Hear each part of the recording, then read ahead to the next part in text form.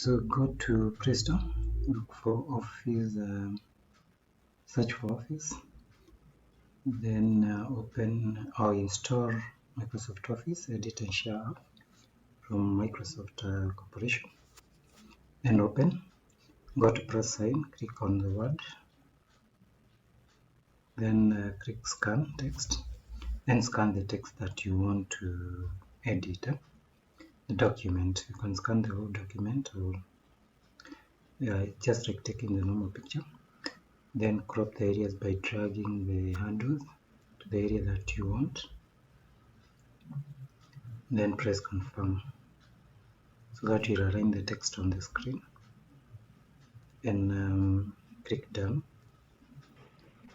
to process and convert to Word document. So you took an image which was converted to Word document. So now you are in the Word Microsoft Word app for the Android, and you can edit the text, delete, edit, and also print it, put it in the preview mode, print layout. Then you can digest the text, then you can save, print, and do pretty much anything you can do with the Office. Thank you.